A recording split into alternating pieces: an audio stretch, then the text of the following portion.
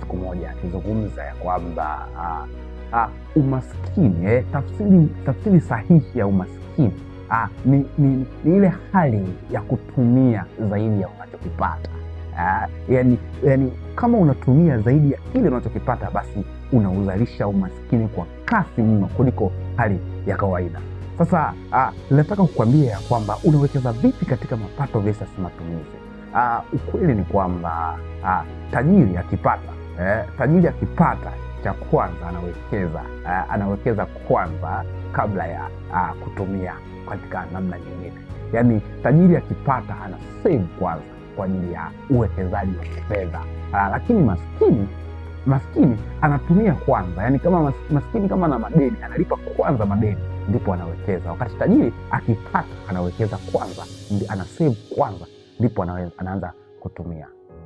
Kama wewe unajitafuta ni kuwekeza